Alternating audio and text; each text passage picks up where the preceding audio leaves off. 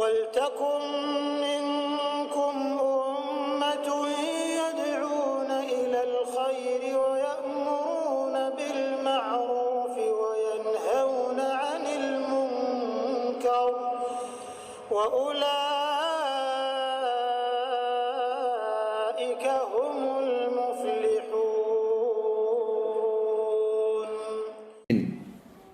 يقول الله عز وجل إلا الصيام فإنه لي وأنا أجزي به ترك شهوته وطعامه وشرابه من أجلي للصائم فرحتان فرحة عند الفطر أو فرحة عند لقاء ربي ولا خلوف مصائم أطب إن الله من ريح المسك.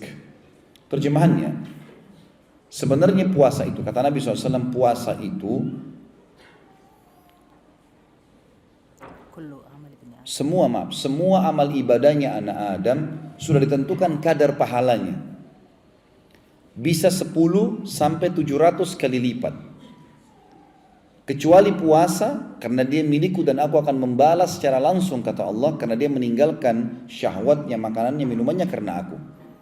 Apa makna di sini teman-teman sekalian? Semua amal ibadah anak Adam, sholatnya, bakti sama orang tuanya, haji, jihadnya, sudah ditentukan kadar pahalanya 10 sampai 700 kali lipat. Artinya beda pahalanya antara orang, misal antum mau sedekah, keluar dari rumah, membawa uang, kalau di Indonesia saya bahasakan, mungkin di sini real, rupiah misalnya, kita ambil uang yang paling besar, 100.000, uang yang paling bersih, bahkan tidak ada leceknya sedikit pun, kemudian kita taruh di kantong kita di sebelah kanan, niat untuk sedekahkan. Dengan uang yang sudah lecek atau sudah agak tua ditaruh kantong kiri untuk kita belanja.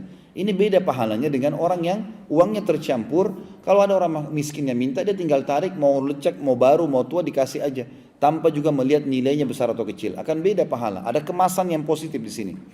Beda pahalanya antara orang yang terbangun tengah malam jam 3, lalu dia sholat tahajud tanpa diprogramkan. Beda dengan orang yang dari sebelum tidur sudah niat mau sholat malam, sudah bunyikan jam beker, pada saat bangun juga sebelum tidur dia sudah siapkan sejadah dengan dibubui minyak wangi. Mungkin kalau akhwat kita mau kenahnya dengan bersih, ikhwat kita kopiahnya dengan bajunya bersih. Seperti Abu Hanifah rahimahullah, setiap malam kalau mau sholat tahajud beliau selalu pakai baju baru. Setiap hari baju baru. Rahimahullah. Jadi karena ingin bertemu dengan Allah. Seperti kalau kita ketemu dengan raja atau presiden, kita akan pilih baju yang terbaik. Maka ini dilakukan oleh Abu Hanifah rahimahullah. Maka dia berusaha untuk menggunakan pakaian yang terbaiknya. Kemudian mungkin sebelum dia sholat malam, dia mandi dulu, dia minum teh hangat. Maka beda pahalanya orang yang mengemas ini dengan orang yang begitu saja mengerjakan ibadah. Makanya ibadah itu bisa 10 sampai 700 kali lipat tergantung kadar niat dia dan bagaimana dia mengemas sebaik mungkin ibadah itu. Kecuali puasa di atas 700 kali lipat. Karena kata Nabi SAW, kecuali puasa. Karena Allah berfirman, dia milikku dan aku akan membalas langsung, sebab dia meninggalkan syahwatnya, makanan, minuman karena aku. Lalu Allah berkata, untuk orang puasa aku janjikan 2 kegembiraan. Pada saat dia buka puasa dan pada saat dia bertemu dengan Tuhannya Allah. Apa makna di sini kegembiraan pada saat buka puasa, teman-teman? Ulama hadis mengatakan ada 3 makna di sini. Yang pertama, gembira karena haus dan laparnya hilang. Ini sudah umum.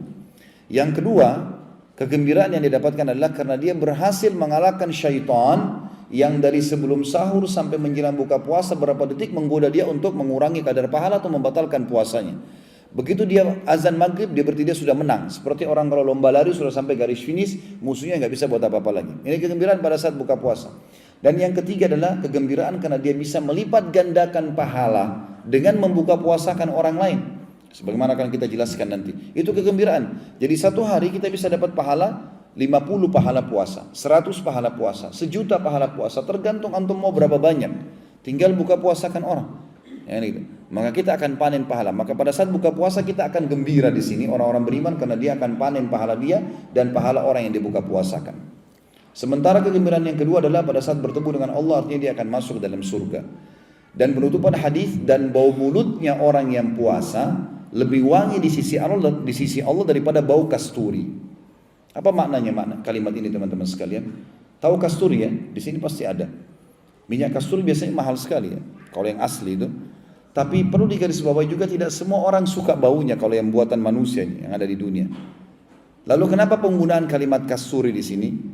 Jawabannya hampir mirip dengan di surah Ar-Rahman disebutkan di surga akan ada kurma, ada anggur, ya, ada delima. Dalam surah Al-Waqiah ada pisang disebutkan. Ini kata ulama adalah hal-hal yang sama namanya dengan di dunia, tapi beda bentuk, beda aroma, beda cita rasa. Jadi misal, masalah kurma di surga. Baginda Nabi SAW bersabda, sesungguhnya satu butir kurma di surga, satu butirnya seperti tempayan besarnya. Tempayan tempat makanan yang besar, bisa 10 orang makan. Satu butir kurma. Putihnya lebih putih daripada susu, manisnya lebih manis daripada madu, dan lembutnya lebih lembut daripada buih. Tidak akan pernah kita temukan di dunia ada kurma seperti ini. Warnanya putih, lebih putih dari susu. Yang kita tahu adalah coklat, hijau, merah. Tapi putih nggak akan pernah ada kurma putih. Dan rasanya lebih manis daripada madu dan lebih lembut daripada buih. Tapi seperti itulah. Makanya kata ulama yang disebutkan di surga adalah sama dari sisi nama dengan dunia, tapi beda dari sisi bentuk, aroma dan cita rasa. Begitu juga dengan kasturi. Kasturi surga beda teman-teman sekalian dengan kasturi dunia.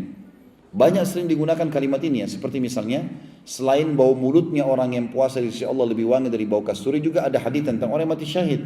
Yang kata Nabi SAW, orang yang mati syahid akan menetes darah dari lukanya dan mengeluarkan wangi lebih wangi dari bau kasturi atau sebagai semerbak kasturi, gitu kan? Maka kata para ulama ini adalah kasturi akhirat.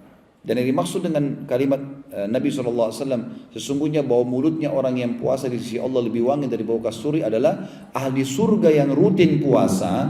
Nanti kalau dia ngobrol dengan ahli surga yang lain dan di surga itu, mulutnya mengeluarkan bau kasturi yang wangi.